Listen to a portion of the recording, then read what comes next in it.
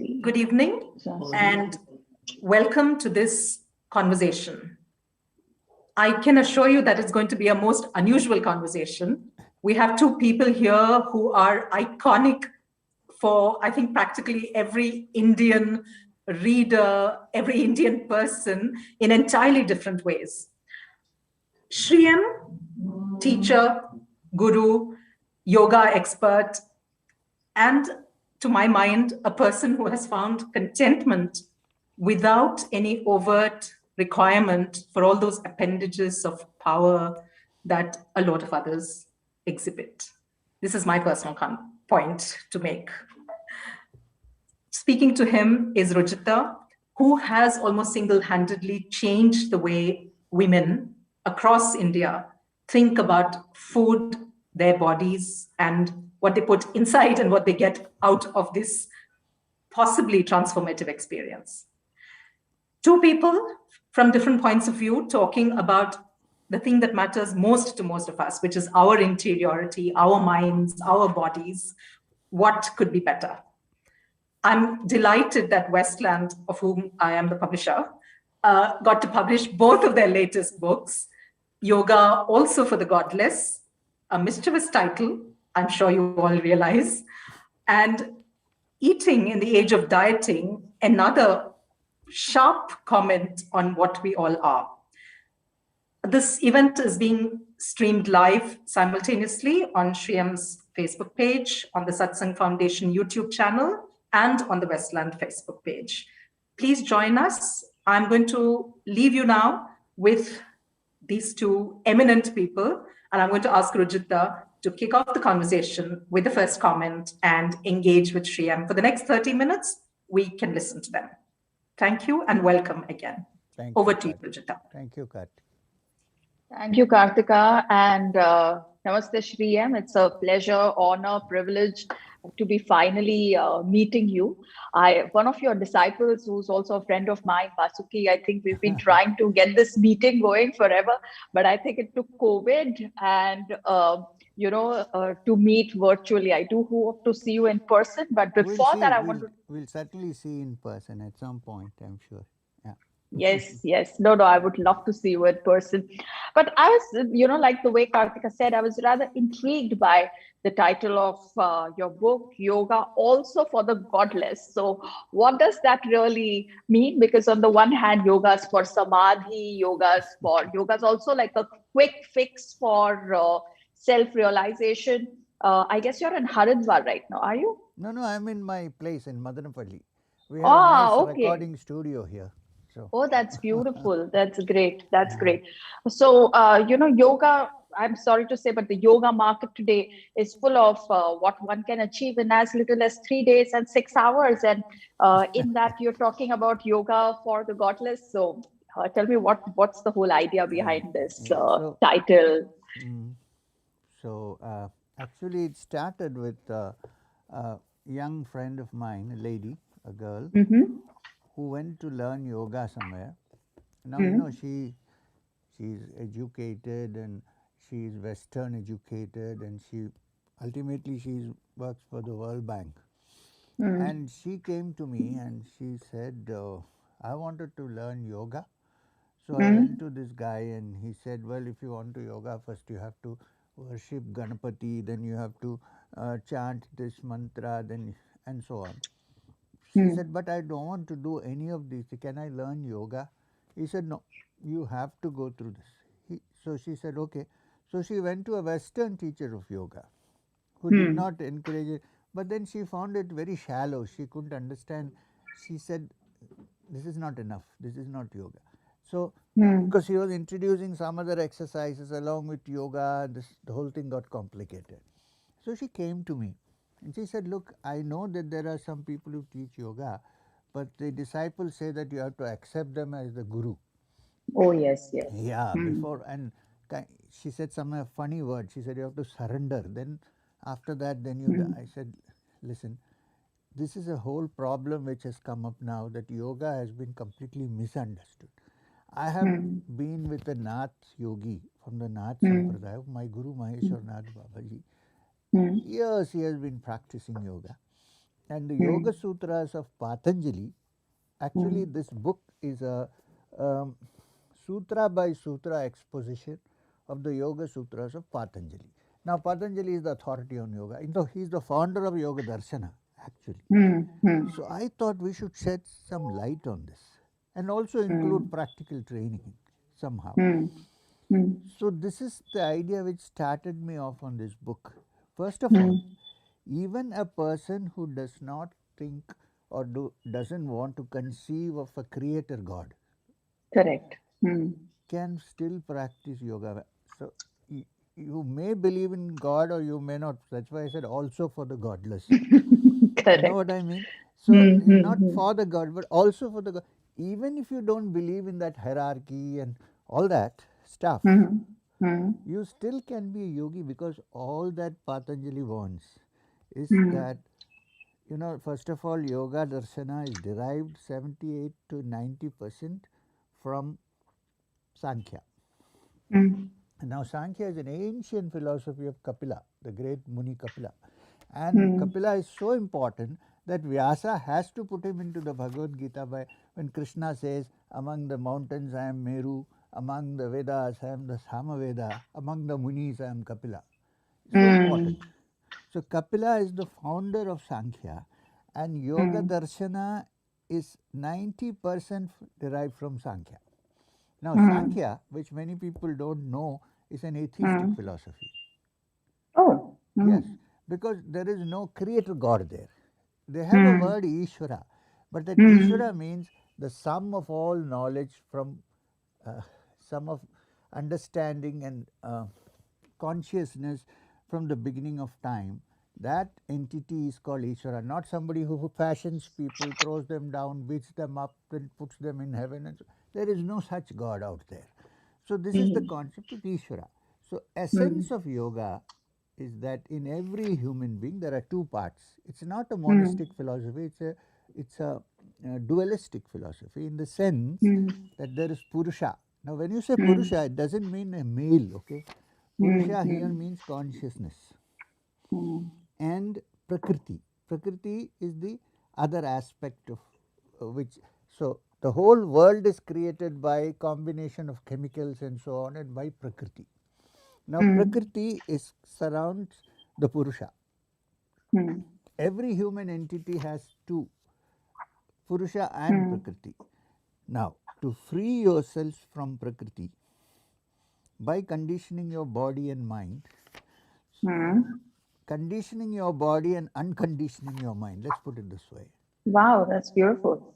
This is the aim of yoga, because the definition of yoga according to Patanjali is yogas chitta vritti nirodha. That's all. And in the Yoga Sutras, 3 places Ishvara is mentioned in passing. And that Ishvara is the Ishvara of the Sankhyas. It's not the creator God. See, one. Second, in one of them it is said you can also attain samadhi, or samadhi is the state of consciousness where one is free of Prakriti and is enjoying one's beautiful solitude in oneself as the Purusha. This is samadhi. He says in one of the places that samadhi may also be achieved through attention on Ishvara, which means there are other means also. Correct. Ishvara pranidhanatva is the word used. When you use the word va in Sanskrit at the end, it means also. There are other means also. So that's why I said also for the godless. Very interesting. Beautiful. So this is why, because there are many people who are atheists, who think that they cannot practice yoga. No, sorry, you still can practice yoga, and you can attain perfection in yoga even without that concept. This is what I meant by this. Okay. And That's since beautiful. it will be discussed by scholars, I made sure that there is a sutra by sutra translation and commentary on the Yoga Sutras. It's not a very big book, it's very small. It's very small. It's very nice, very handy. And it has a beautiful cover too. Yeah. Credit goes to Westland for the cover. Beautiful. Yeah, they happen to be by publishers too. Yeah. Yeah, so that was Kartika earlier. So she was the one who was chasing you for almost a year for this book. Yeah. Because I wrote fiction for her before.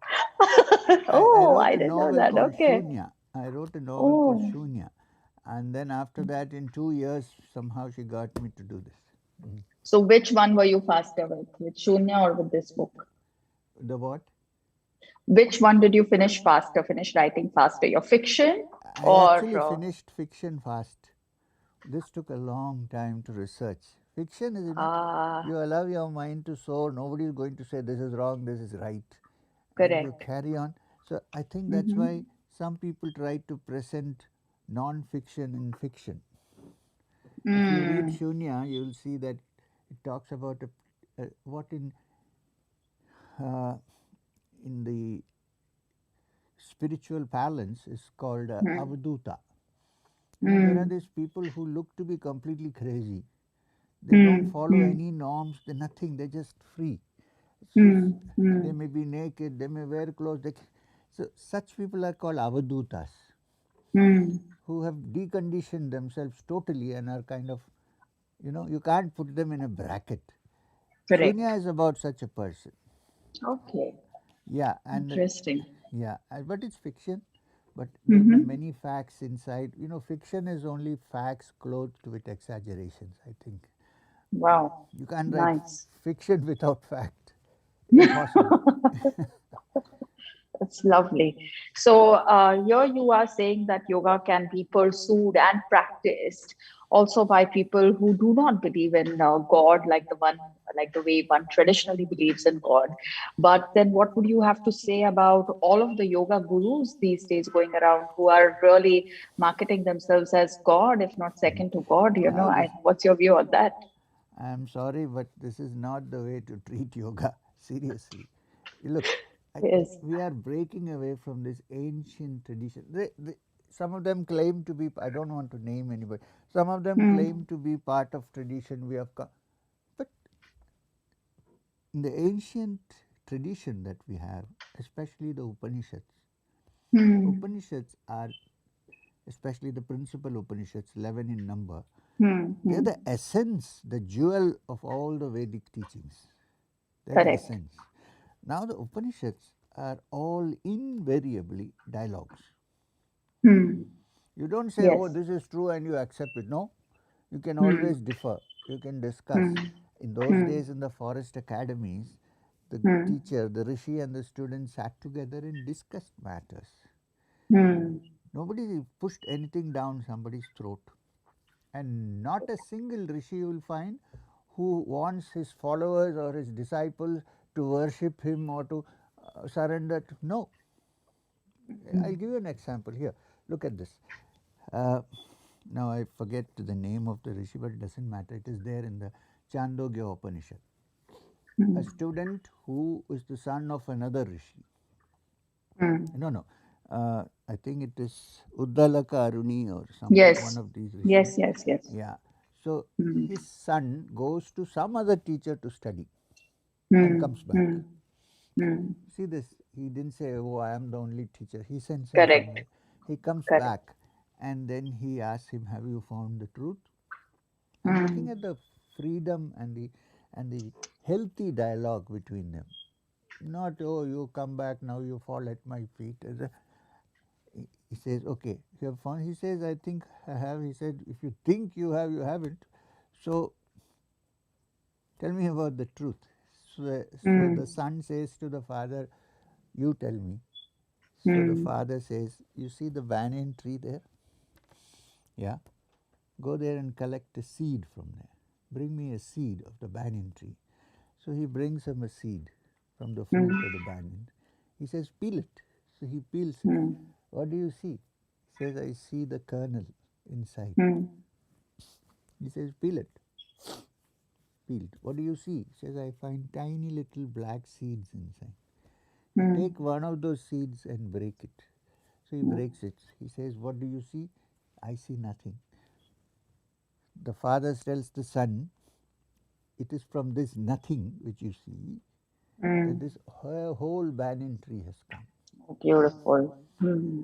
And he says it is from that which you cannot see, but you can only experience, that this entire universe has come. And Hmm. he says the good news is, he doesn't say good news, I am saying the good news is, the good news is that is also you. In fact, Oh, beautiful.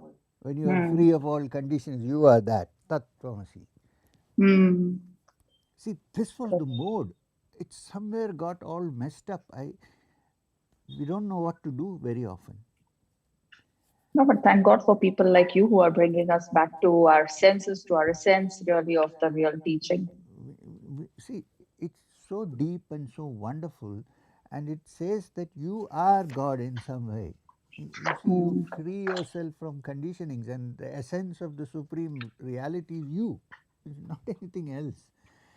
For that, you need guidance. You don't need to crawl at somebody's feet and crawl on the ground. See, some of them sit on big thrones, and Hmm. you need to go like a worm. What is this all about? I don't get it. You know what I mean? I, Yeah. Oh, yeah. I wish I had a word for it, but I don't know. I don't know what that is, you know. I guess putting up a show, I you always know. tell people go back to the Upanishads. See, the problem is nowadays many people don't know Sanskrit. So Hmm. then they Hmm. cannot go to the original. So you have to believe what others say. Correct. This is the reason why I say that one should learn some, at least rudimentary Sanskrit, enough to understand the slokas. Correct. One. Correct. Now, since Hmm. you're an expert on the other side, which is diet and human nature and things like that, I have to say, whatever you say, yoga believes that without a healthy body, you cannot have a healthy mind. Correct. So, Hmm. for a healthy body, apart from the asanas, which are postures, you need Hmm. restrictions in your food, how you eat, what you eat. Hmm. I don't know if you agree with this, but sometimes I look at some of the models who are walking, they look so Hmm. leaf thin that one wonders if the breeze will take them away. I don't know how they can keep themselves healthy. I don't understand really.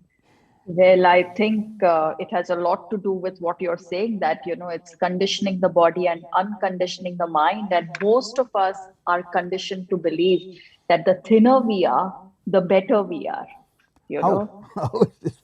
I don't know whether you agree, but I wonder often Yeah. why. I'm not I, saying that you should be obese, yeah. but you need proper. Sorry, I'm your subject, not mine. No, no, no. Of course, your subject. I really, first of all, I completely disagree with this that somehow, you know, going to a dietetics college makes you an expert on food. It doesn't. In fact, it only makes you, unfortunately, and the sad truth, a spokesperson for most of the food industry. That's all that it converts you into. You know, you become a spokesperson for the food industry and the weight loss industry.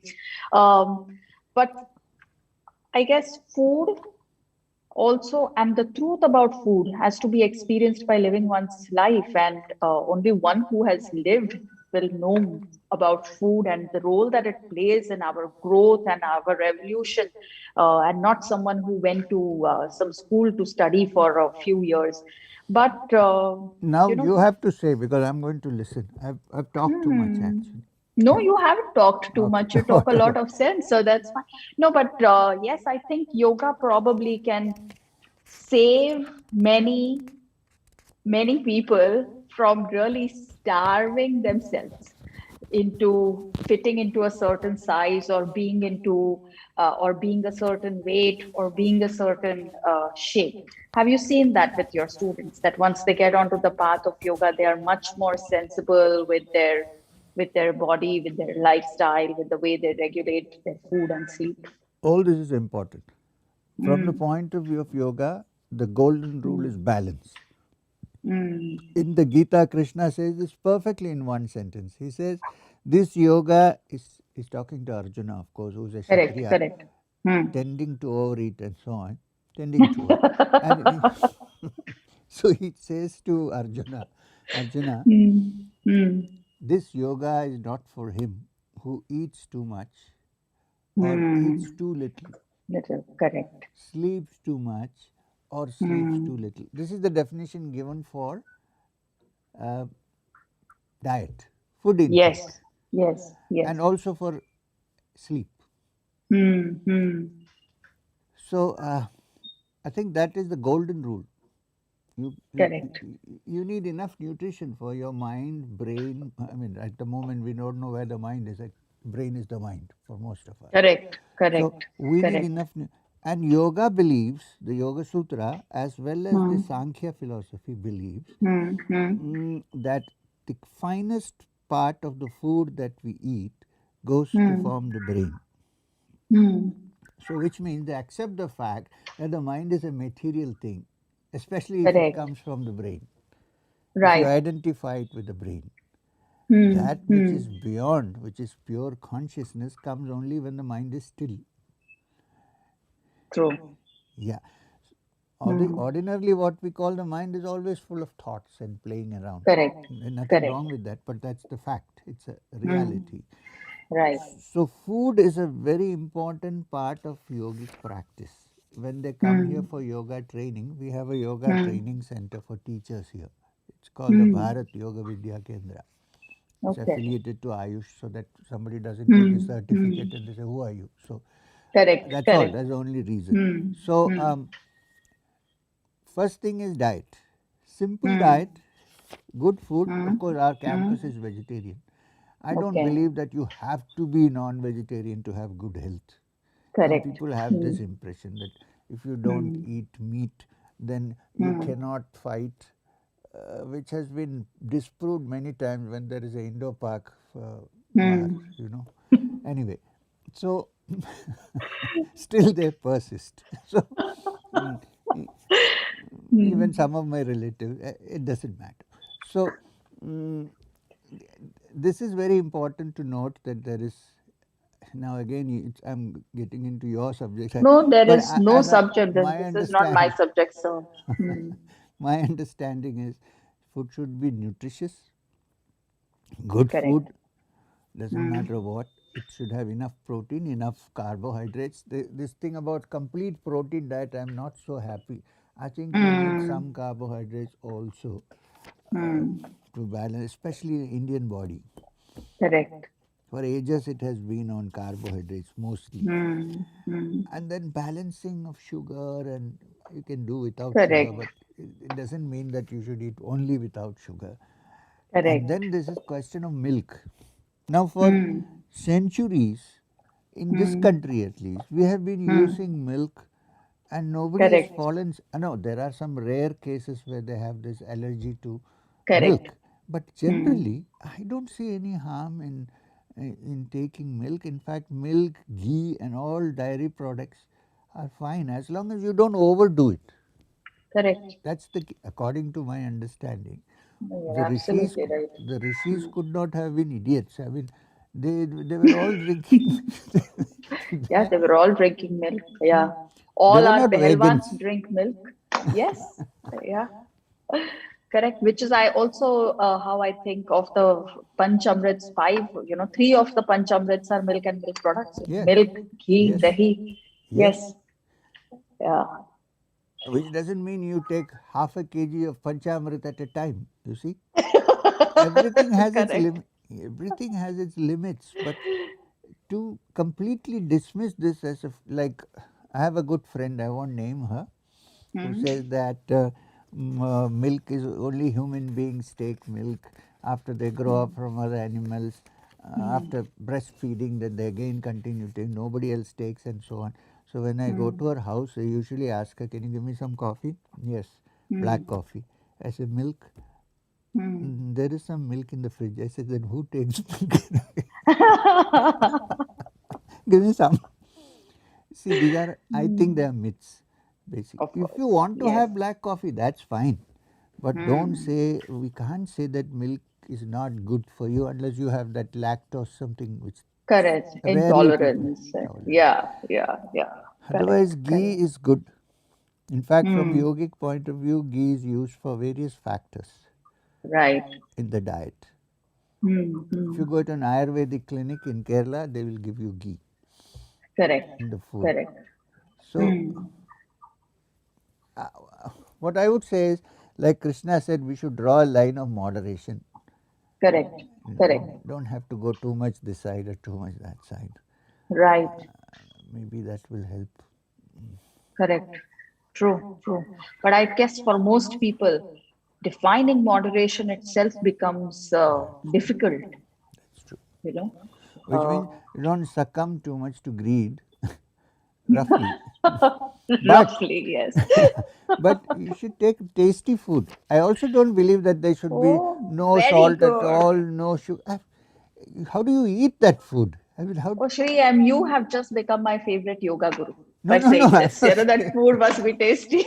Of course, you know, you must have heard of Swami Chinmayananda, the famous Chinmaya Yes, of mission. course. Yeah, Yes, yeah. yes, of course. So I have been there sometimes with him. I have met him, and one of our friends was telling me that they went to have. He was invited for lunch somewhere. It was a Malayali household, so they laid the sadhya, and the food was served. And Swamiji was sitting, so some of the ladies who were sitting, they were kind of picking like birds. Swamiji said, "What are you doing? Are you enjoying the food? Because when you eat, you enjoy it. Otherwise, your digestive juices won't work." So he said, "Look, Correct. I'll show you how to eat." Had a full meal. Oh, very He was good. not a fat man. He was a very thin man. Correct. He Yes, was a very yes, healthy yeah. man.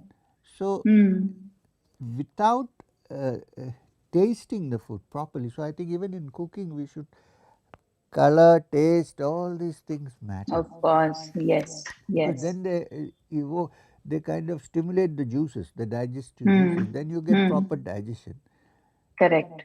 The other thing is in the West, people eat kind of insipid food generally Hmm. because the number of bacteria in their system is less Correct. because of the climate. Here we are in a Right. tropical climate most of the time. There are a lot of, I think about more than 5 times the bacteria may be in our guts. Hmm. Hmm. And I think spicy food, I'm not saying that we should eat like Andhra or Hmm. Guntur. Hmm. If you eat in Hmm. Guntur, then you sweat as if it's raining. So, I Correct. mean, at least some spices which Of course. help to eliminate the bacteria which you really don't need. You're right. Yeah. Oh, yes. I always imagine the bacteria sitting inside the gut, and then somebody eats a green chili, and then it says, Ah. "Oh my God, here it comes," and they run away. No, that's good. That's good. It's interesting that a lot of people, I mean, so many invasions in on India have been, for instance, spices, right? I mean, that's one of the things that people Exactly. invaded us for. Yeah. Yeah, you pointed out. Perfect. Even from the Yeah. time of Solomon, ships have been coming to take pepper from here. Yes. Yes. Spices and even sugar. But I guess, unfortunately, we wait for the West to approve of everything before we accept our own, I think, Vidya or food True. or yoga as our own. Has that been your experience too? Do you feel that people wait for someone Exactly. to approve before following their You're own right. calling? You're right. Perfectly right. People ask me, "Do you go abroad?" Mm. I say, "Yeah, now COVID I didn't go." So I usually go once a year. We have a center in Texas actually. Okay, So okay, all I right. keep going abroad. Mm. Once a year I go for a few months, Europe, US, and Mm. so on, and come back. You must see the Mm. face expression, facial. It changes immediately. Then they accept anything you say. I mean, this is very funny. I mean, I used to know yogis who have not left their village, and they were great yogis. Correct. I, Beautiful. uh, Mm. I must say, there is a story in Sri Ramakrishna Paramahamsa's life. Mm-hmm. I hope time. Sri Yeah. Mm. Ramakrishna used to Mm. um, tell somebody, one of the people used to come to see him, that you should Mm. read the Bhagavad Gita. It's a good book. Mm. Mm. No, he didn't read it. Mm. Then one year later, the same gentleman comes and says, "Oh, you Mm. know, the Bhagavad Gita is a wonderful book. You should read it." Mm. So Mm. Ramakrishna says to Mm. someone sitting near him, "You know this, I have been telling this guy for 1 year. Now Some Englishman must have told him that the Bhagavad Gita is a good book. Look at him. Unfortunately, Oh, this is true, very true. this is true. It has Yeah. to be approved. Swami Vivekananda went to Chicago to the Parliament of Religion. Then everybody listened to him after that. Right. Well, he had Right. stuff. Yeah. That's a different story. But Of course. so Yeah.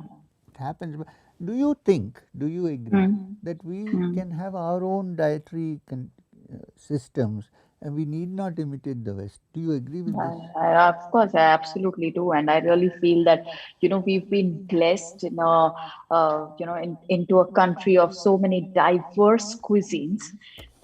We must really absolutely just practice our own cuisine and enjoy each other's cuisine much more than look for something which has come from outside.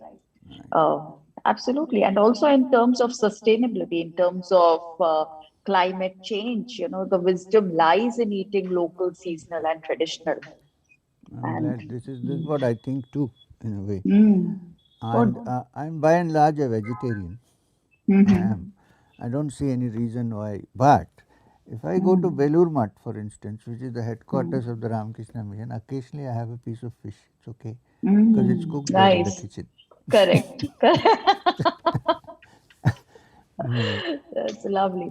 All right. I think before we run out of time and before I let you go, I wanted to ask you about this one shloka, because you spoke Which one? about Ishwar, where, I think one of the sutras which says Tapa Swadhyaya and Ishvara Paridhana Ni Kriya Yoga. So, Pranidhanani.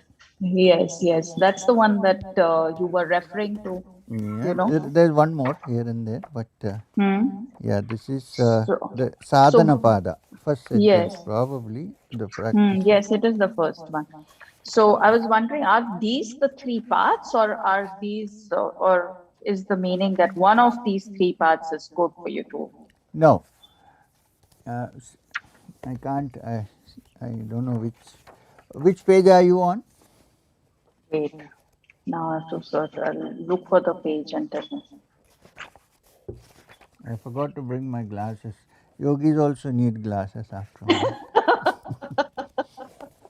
That is good to know, because otherwise people do feel that yoga is the part of ensuring that the body just stays immortal and nothing doesn't go through any deterioration.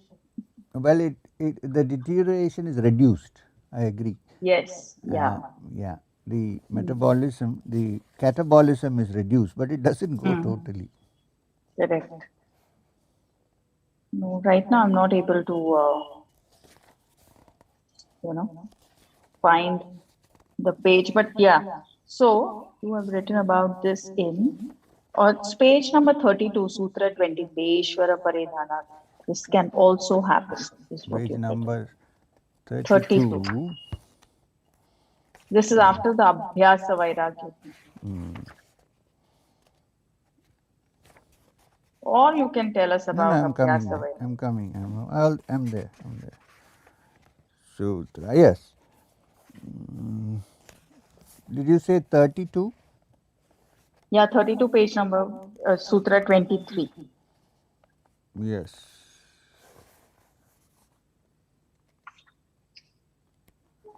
No, I'm looking. That is there, one sentence. Yeah, Ishvara pranidhanatva. yes, This can that's the one. also happen by Yes, dedication to Ishvara. yes, Which means there are also. other ways and means. One, Yeah. but that is not. The description of yoga, Hmm. sadhana, Hmm. swadhyaya, Tapa, I think. tapa, swadhyaya, tapa, And Ishvara pranidhanani, yes. the Kriya Yoga. So, nowhere in the Yoga Sutras does Patanjali refer to his yoga as Ashtanga Yoga. Although it has Ashtangas. Anga means Correct, parts. correct. It has 8 Yes. parts: Yama, Niyama, Asana, Pranayama, Pratyahara, Dharana, Dhyana, and Samadhi. Culminates 8. But nowhere is it referred to as Ashtanga Yoga. It is referred to as Kriya Yoga. Yes. Kriya Yoga. So, therefore, Kriya Yoga is not a brand. is what I want to Right. tell you. Sometimes it's Of course. represented as a brand. I also teach Correct. Kriya Yoga because my lineage is also like that.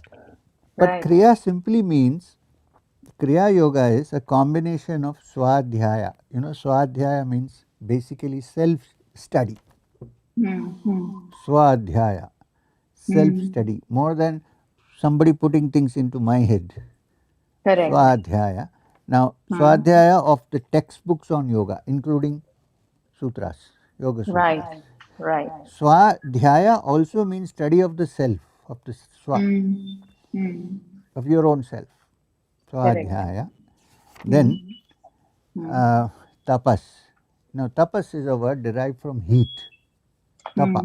Tapa is heat, which means when the desire for liberation has really become the heat, the energy, the fire in us, like we say, the fire of desire, that burns off all unnecessary things. Correct. When this becomes the most important thing, then it is tapasya. Doesn't Okay. mean just standing on one leg like that. That is Correct. one form of Correct. tapasya, physical form of tapasya. Tapa actually means to generate that fire of desire for knowledge, so that that fire burns off everything that is unnecessary to it.